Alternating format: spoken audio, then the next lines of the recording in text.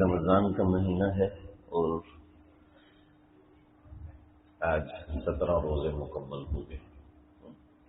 یوم بدر آج گزر گیا. دل چاہتا ہے تو یوم بدر کو سنا دیں لیکن بہت لمبا وقت ہے.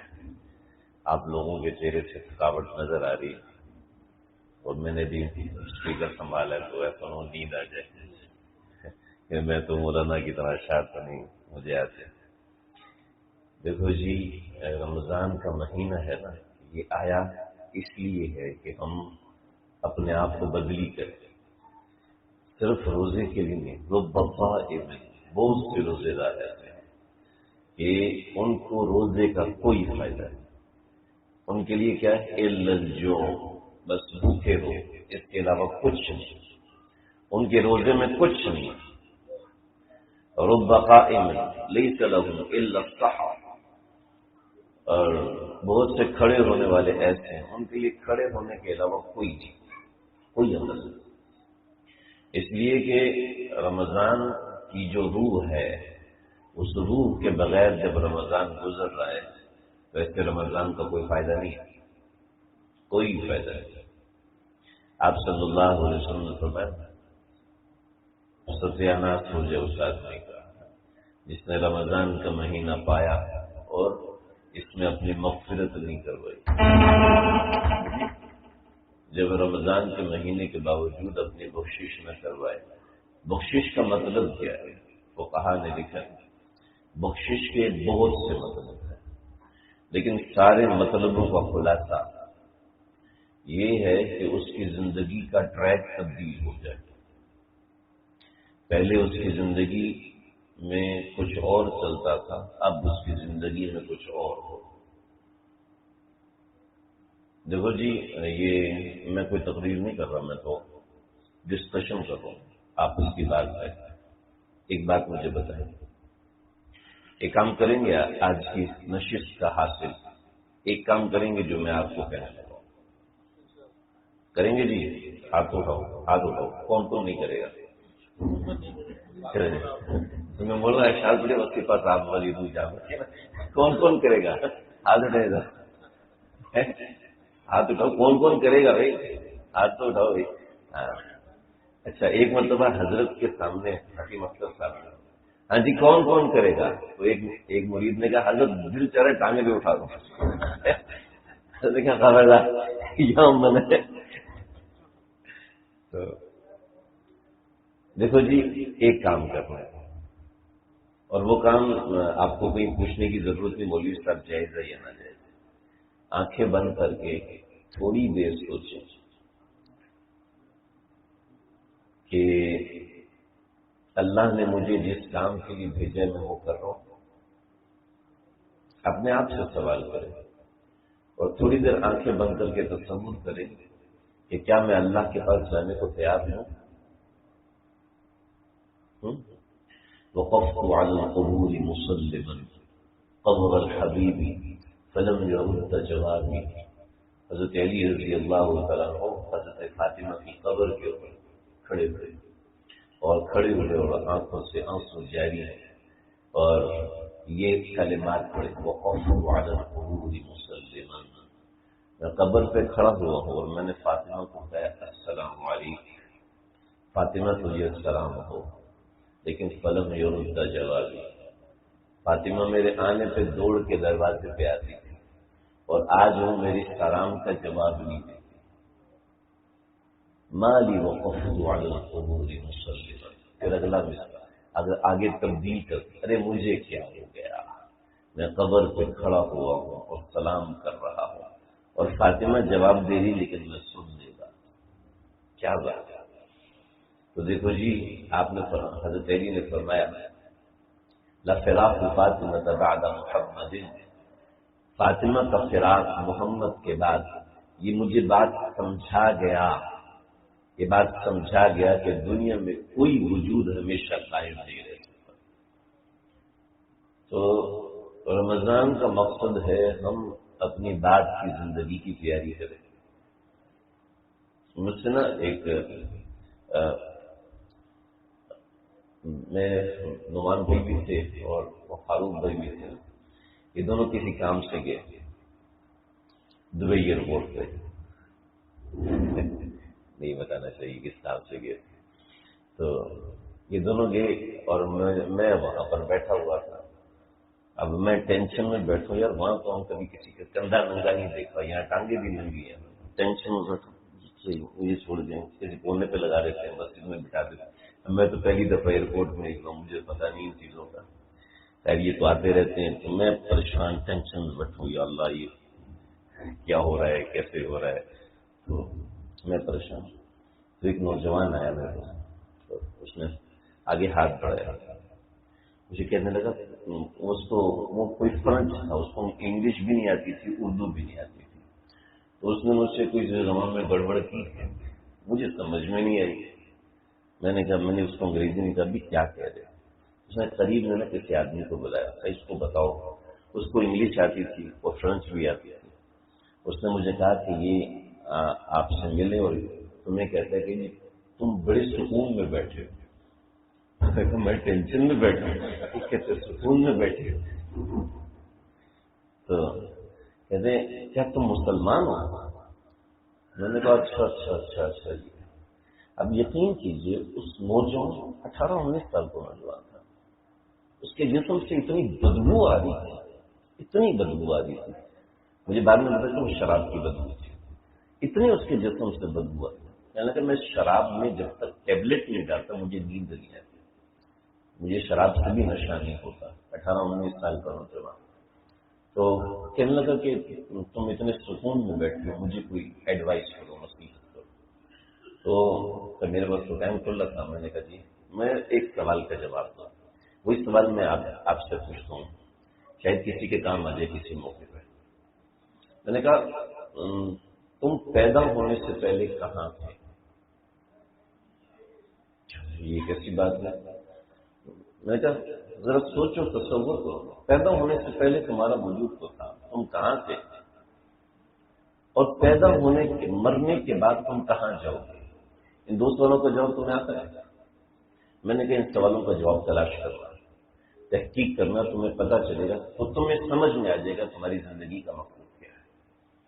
آج میرے پاس ہر روز تقریباً یہی اسی ایج کے نوجوان آتے ہیں جو کہ مسلمان ہیں، اور مجھے ان سے یہ سوال کرنا پڑتا ہے کہ پیدا ہونے سے ان کے سوالات اور ان کے عجیب و غریب مینٹلٹی دیکھ کر یہ پوچھنا پڑتا ہے کہ پیدا ہونے سے پہلے کہاں سے ہوئی؟ پتہ ہے پیدا ہونے سے پہلے تمہارا وجود کدھر تھا؟ بتاؤ تو صحیح. کوئی یہ کیسے ہو سکتا ہے؟ میں تو کچھ بھی نہیں تھا. ایسا کیسے ہو سکتا؟ کچھ بھی نہیں، اتنے بڑے انسان بن گئے. بھئی پودا بھی پیدا ہونے سے پہلے بیج ہوتا ہے نا، ٹھیک ہے؟ اور بیج ہونے سے پہلے خوشہ ہوتا ہے، خوشہ ہونے سے پہلے بالی ہوتا ہے، بالی ہونے سے پہلے بیج ہوتا ہے، بیج ہونے سے پہلے خوشہ ہوتا ہے نا کچھ نہ کچھ. تو پیدا ہونے سے پہلے تم کہاں تھے؟ تمہارا وجود کہاں؟ ہمارا وجود صرف یہ جسم نہیں ہے، یہ جسم ہمارا وجود نہیں. یسألونک عن الروح، آپ سے پوچھتے ہیں روح کے بارے میں. تو قل الروح من امر ربی، کہہ دو کہ روح پر سے ایسے ہے. وما اوتیتم من العلم الا قلیلا، مجھے نہیں بتایا گیا، اس بارے میں مجھے بتایا ہی نہیں گیا. وہ آئے تھے یہود، آپ صلی اللہ علیہ وسلم کے بعد انہوں نے بندے تیار کر کے بھیجے، جو محمد سے یہ سوال کرو. اگر دو سوالوں کا جواب تفصیل سے دے، تینوں سوالوں کا جواب تفصیل سے دے تو سمجھ لو جھوٹا ہے. نعوذ باللہ من ذلک. تینوں سوالوں کے بارے میں کہتے مجھے نہیں پتا، تب بھی جھوٹا ہے. اگر ایسا ہو کہ دو سوالوں کا جواب لمبا دے اور ایک سوال کے بارے میں کہ مجھے نہیں پتا، تو سمجھ لو سچا ہے. اب انہوں نے پوچھا یسألونک عن ذی القرنین، ذو القرنین کے بارے میں جو سنائے آپ صلی اللہ علیہ وسلم نے 3 رکوع سنائے. پھر آپ سے پوچھتے ہیں اصحاب کہف کے بارے میں، آپ نے اصحاب کہف کے بارے میں پورے 2-2.5 رکوع سنا دیے. اور جب پوچھا یسألونک عن الروح، روح کے بارے میں، روح کیا ہے؟ قل الروح من امر ربی وما اوتیتم من العلم الا قلیلا، میرے پاس علم نہیں ہے روح کا، روح تو اللہ کے حکم سے آتی ہے. تو ہم ہیں نا، اصل میں ہم روح ہیں، ہم اس جسم پہ سوار ہیں. مولانا کرسی پہ بیٹھے، مولانا کرسی تھوڑی ہے. کیوں مولانا کرسی ہے؟ آپ لوگ کارپیٹ ہیں؟ نہیں، آپ کارپیٹ پہ سوار ہیں جی. ہم ہمارے جسم کے اوپر کپڑے ہیں، یہ کپڑے بدلتے رہتے ہیں. ایسے ہی جب ہم ہم دنیا سے جائیں گے تو کہتے ہیں جی فلاں کی ڈیتھ ہو گئی، فلاں ایکسپائر ہو گیا، یہ کوئی لفظ نہیں ہے.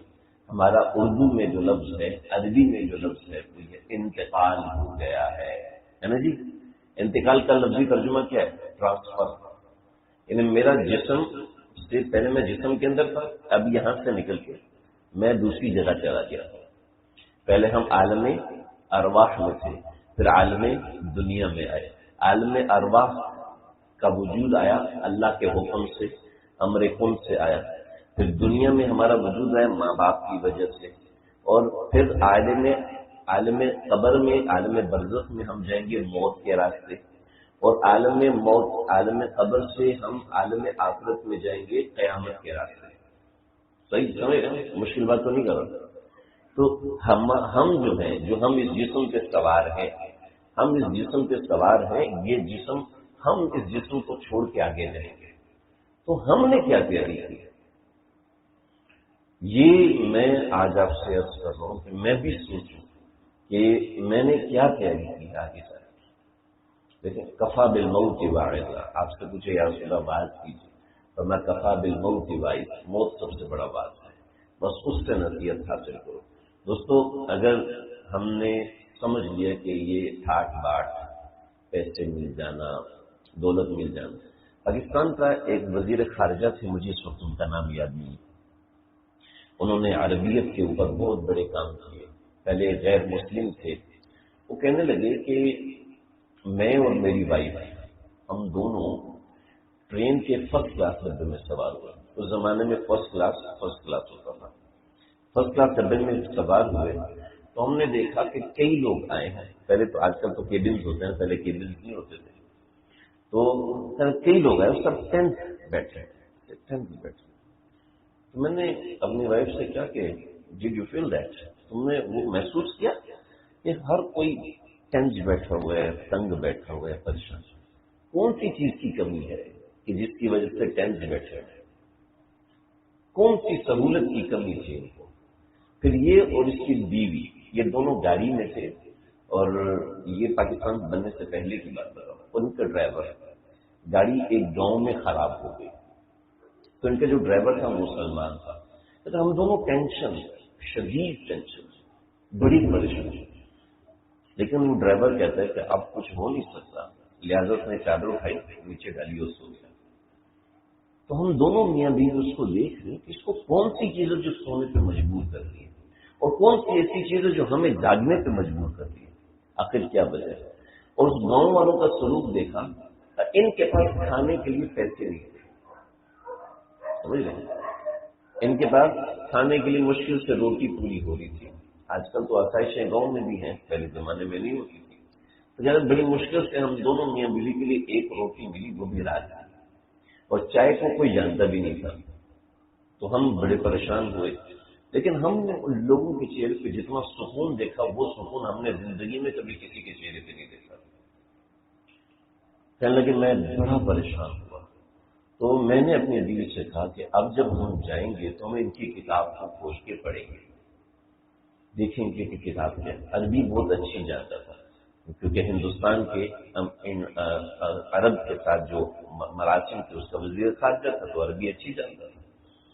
تو اس نے قرآن کھولا نا، اس کو سب سے پہلے جو آیت نظر آئی، الہاکم التکاثر حتی زرتم المقابر کلا سوف تعلمون ثم کلا سوف تعلمون کلا لو تعلمون علم الیقین لترون الجحیم.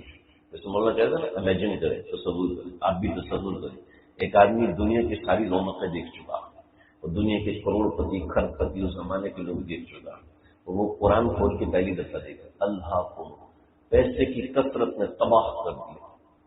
حتی زرتم المقابر، جہاں تک کہ قبر تک پہنچ جاؤ گے. پیسے کی محبت قبر تک نہیں نکلتی. ٹھیک ہے، مجھے یاد ہے دورہ حدیث میں تھے آپ، یا اس کے آگے پیچھے آپ کی شادی ہوئی تھی. انہوں نے ایسے خوبصورت کپڑے پہنے ہوئے تھے، ایک کو یاد نہیں ہوگا لیکن مجھے یاد ہے، اتنے خوبصورت کپڑے پہنے ہوئے تھے. میں نے کہا بھیا سفید کپڑوں کے علاوہ بھی کوئی کپڑا پہن سکتا ہے؟ اتنا خوبصورت کپڑا ہوتا ہے؟ بولنا کہ نئی نئی شادی ہوئی تھی. تو ان کو یاد نہیں لیکن مجھے یاد. اشعار پڑھ رہے تھے بڑے خوبصورت کپڑے پہنے ہوئے تھے. مولانا کو پرواہ ہے نہیں.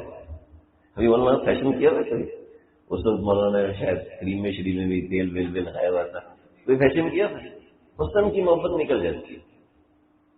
حسن اپنے آپ کو بناؤ سنگھار کی محبت نکل جاتی ہے. ایک وقت آتا ہے ختم ہو جاتی ہے. بندہ نا وہ شیشے کے سامنے کھڑا ہو کے وہ نہیں کرتا. وہ ایک شاعر سے سنا دوں آپ کو. ایک شاعر تھے وہ بوڑھے ہو گئے بیچارے اور شیشے کے سامنے کھڑے ہوئے اور کنگھی کر رہے تھے. تو ایک کوئی مصرع بنا, مصرع دے گیا کہتے اس زلف پہ پڑتی ہے شب دہجور کی سوچی. یعنی شب دہجور کو خالی سیاہ رات تو میری زلف ایسی جیسے خالی سیاہ رات. یعنی اپنی وہ بالوں کو اس نے دیکھا کہ بڑی خوبصورت ہوں, میں بڑا پیارا لگ رہا ہوں, میں بڑا اچھا لگ رہا ہوں. تو اب وہ کیا کہتے ہیں وہ مسکرایا, دل ہی دل میں مسکرایا. تو مرزا غالب پیچھے بیٹھے ہوئے دیکھ کر کیوں ہنس رہے ہو, لگتا ہے واردات ہوئی ہے.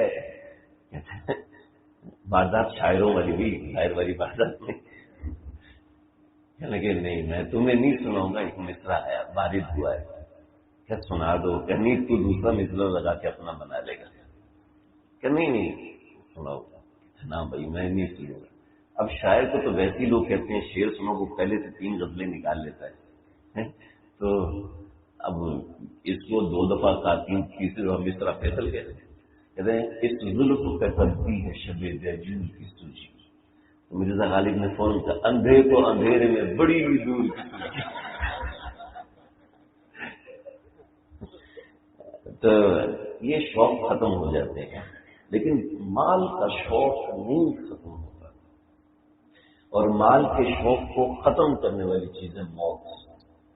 مال کی محبت انسان کو رمضان سے غافل کرتی ہے. مال کی محبت انسان کو نمازوں سے غافل کرتی ہے. مال کی محبت انسان کو للہیت سے غافل کرتی ہے. مال کی محبت جتنی نقصان دہ ہے اتنی نقصان دہ چیز کوئی نہیں ہو سکتی. مال کی محبت شروع میں نہیں آتی. بچے کو کہنا کہ بیٹا یہ 100 روپے لوگے یا ٹافی لوگے, بچہ ٹافی لے. پہلے زمانے کے بچے, آج کل بچے تھے ٹافی 100 روپے میں لپیٹ کے دے دو. وہ کہتی نا اماں میں کیسے پیدا ہوا تھا, بیٹا تجھے بارش میں رکھا تھا مٹکے کے اندر, تو آیا تو اس نے بارش میں مٹکا رکھا, وہ بھر گیا. تو تھوڑے دنوں میں دیکھا تو اس کے اندر سے مینڈک تھا, اس کو اپنے پاس رکھا. تو بدصورت تو بہت ہے لیکن کیا کروں, تو میری اولاد ہے. یہ تو پرانے زمانے کی ماں تھی. آج کے زمانے کی ماں سے بچے نے پوچھا امی میں کیسے پیدا ہوا تھا, اماں نے کہہ دیا تو مٹکے میں آیا تھا. تو ابا کو کہتے ہیں امی کو پتہ نہیں میں کیسے آیا تھا. تو وہی بچوں کو جو چھوٹی عمر کچی عمر ہوتی ہے. میں ایک بات سنا تو پھر میں مولانا کو اسپیکر دوں گا, میں تو شروع ہو جاؤں گا, ختم نہیں ہوں گا بھائی, آپ لوگ سمجھ ہوں گے. نذیر اکبر الہ آبادی جج تھے. ان کا بیٹا لندن گیا اور وہاں سے وکالت پڑھ کے آیا. تو وکالت پڑھ کے جب یہ آیا ہے تو ظاہر بات ہے وکیلوں سے تعارف ضروری ہوتا ہے. اس کے لیے اس کے والد نے, چونکہ نذیر اکبر الہ آبادی جج تھے, سارے وکیل جانتے تھے اور بڑے جج تھے, تو انہوں نے ایک محفل منعقد کی اور محفل منعقد کر کے اپنے وہاں پہ کھانا دیا, زہرانہ دیا, پھر اسٹیج پہ اپنے بچے کو بلایا. اس سے پہلے ایک بات سن لیں, نذیر اکبر الہ آبادی جب 2 سال کے تھے نا, تو اس زمانے کے اندر کسی نے بازار کے اندر ایک گیند بنائی تھی, اس کے اوپر جہاز کی کڑھائی ہوئی پڑی تھی, جہاز کی کڑھائی تھی. تو اس نے اپنے ابا سے کہا مجھے وہ چاہیے. اب وہ تو بازار سے ختم ہو گئی. تو پورا 1 مہینہ یہ اپنے ابا سے ناراض رہے کہ مجھے یہ گیند چاہیے. صحیح. اب جب یہ اسٹیج پہ پہنچا ہے, بیرسٹر بن کے آیا بڑا, تو ابا نے اس کو ہدیہ دیا. اب ہدیے میں غریبت ہے, کوئی بات دینی تھی, کوئی بڑی جگہ دینی تھی. تو باکس کھولا اس نے سب کے سامنے, تو دیکھا اندر سے جہاز والی گیند. میری توہین ہوگی, میرے سارے اتنے دوست ہیں, اتنے سارے وکیل ہیں, ابا آپ نے یہ کیا کیا؟ تو نذیر اقبال آبادی کہتے ہیں بیٹا ایک سبق پڑھایا ہے تجھے، ہر چیز کے شوق کی ایک حد ہوتی ہے۔ تجھے گیند کا اتنا شوق تھا کہ تم اپنے باپ سے پورا مہینہ ناراض تھا، اور آج وہی گیند تجھے ملی تو غصہ ہو رہا ہے کہ یہ کیوں دیا مجھے۔ شوق ایک حد تک ہوتا ہے، اس کے بعد آپ کے ختم ہو جاتا، دم توڑنے لگتا ہے۔ اور جو پاگل لوگ ہوتے ہیں وہ اس شوق کے پیچھے پاگل ہوتے ہیں۔ جیسے کوئی بندہ بڑا ہو جائے وہ اس طرح کی گیندیں جمع کرنا شروع کرتے تو اس کو انکانشیس مائنڈ کہتے ہیں کہ یہ کیسا آدمی ہے، بچوں والے کھیل اس نے پالے ہوئے ہیں۔ ایسے ہی ہر شوق کی، لیکن مال کا جو شوق ہے یہ وہ شوق ہے جو مرتے دم تک جان نہیں چھوڑتا۔ قرآن مجید نے اس کی ترتیب بنائی ہے، وَاعْلَمُوا أَنَّمَا الْحَيَاةُ الدُّنْيَا لَهْوٌ وَلَعِبٌ۔ دنیا کی زندگی سب سے پہلے کھیل کود ہوتی ہے۔ چھوٹے بچے کے لیے سب سے پہلے کھیل کود ہوتا ہے، اور کچھ اس کو بیٹا شادی کرنی، شادی کیا ہوتی ہے دفعہ کریں، لہو و لعب، اس کو سب سے پسند ہوتا ہے کھیل۔ جب وہ اس سے تھوڑا سا بڑا ہوتا ہے تو پھر کیا ہوتا ہے، وہ زینتن، پھر وہ شیشے کے سامنے کھڑا ہوتا ہے اور کہتا ہے ہم چما دی گلے دے، اپنے آپ کے شیشے میں دیکھ کے تیار ہے اس اسٹائل میں اچھا لگ رہا ہوں، اس اسٹائل میں اچھا لگ رہا ہے، تو اپنے آپ کو شیشے میں دیکھیں۔ لہو و لعب، اگلی چیز کیا تھی، زینتن، طرح طرح کی خوشبوئیں اپلائی کرتے ہیں، طرح طرح کی کریمیں لگاتے ہیں، طرح طرح کی یہ خواتین کا یہ ایریا تھوڑا سا لمبا ہوتا ہے، مردوں کا یہ ایریا کم ہوتا ہے۔ آپ ناراض نہیں ہونا، میں نے تھوڑا سا بولا ہے، تھوڑا سا مطلب 20-25 سال کا، خواتین کے 20-25 سال کبھی ختم نہیں ہوتا، وہ پیدا تو ہوتی ہیں لیکن بڑی نہیں ہوتی۔ ایسی کہہ رہا ہوں بھائی غصے نہیں ہو جانا، ایسا لڑائی ہو جائے آپ لوگوں کے گھر میں جا کے۔ اچھا جی، زینتن، اس کے بعد وتفاخر بینکم، اس کے بعد میرے پاس ڈگری ہونی چاہیے، میں سب انسپیکٹر ہوں، نہیں میں ڈاکٹر ہوں، نہیں میں انجینئر ہوں، ارے میں اتنا کماتا ہوں، میں یہ کرتا ہوں۔ وتفاخر، انسان کو ہوتا ہے کہ میں ڈگری ہونی چاہیے، میرا ایک اسٹیٹس ہونا چاہیے معاشرے میں کہ میں کوئی عام آدمی تھوڑی ہوں، میں فلانا ہوں، میں کوئی چوکیدار تھوڑی ہوں، میں یہ ہوں، اسٹیٹس بناتا ہے۔ وتفاخر بینکم، پھر اس کے بعد وتکاثر فی الاموال والاولاد، پھر وہ مال کے پیچھے پاگل ہوتا ہے، اور حتی زرتم المقابر، قبر تک جاتا ہے، پوری زندگی بدل گئی۔ ایک لائن میں بتائی اللہ نے قرآن کے اندر۔ تو بھائی رمضان کا مہینہ اس میں کس قسم کی وجہ سے خراب ہو رہا ہے، میں اور آپ دیکھیں، ہم نے اللہ کے پاس جانا ہے کہ رمضان کا مہینہ ہے، اس کے اندر اللہ رب العزت صلاحیتوں کو تیز کر دیتا ہے۔ مسلمان قوم میں ہوتے ہیں، قوم میں ہوتے ہیں، پتہ نہیں قوم کیا ہوتی ہے، وہ ہم چھوٹے تھے تو پاکستان کے بارڈر سے بقاری بڑی قوم میں تھے، اور سامنے سے مورمن ڈی سلوا کوئی سری لنکا کا پلیئر تھا، وہ فارم میں تھا، تو اس کو کہتے ہیں وقاری نسل۔ مورمن ڈی سلوا کے بارے میں کیا خیال ہے؟ تو وہ خطہ کہتے ہیں آج پتہ نہیں کتنے بڑھیں گے۔ یہ چیز ہے، رمضان میں مسلمان قوم میں ہوتے ہیں، ٹھیک ہے، اپنی کارکردگی بہتر بنائیں، اپنی کارکردگی بہتر ہوگی، آپ یقین کیجیے گا۔ امام غزالی نے لکھا ہے رمضان کا مہینہ پورا سال بناتا ہے، رمضان میں کچھ دن اچھائی کر لو، پھر دیکھو آگے پورا سال اچھائی دیتی ہے۔ رمضان میں بھی اگر برائی کرتے رہے تو یہ برائی پکی ہو جاتی ہے، جوڑوں میں بیٹھ جاتی ہے، انسان ریجڈ ہو جاتا ہے، پھر آگے نہیں بڑھ سکتا۔ اللہ تعالیٰ مجھے آپ کو ہم سب کو سمجھنے کی توفیق عطا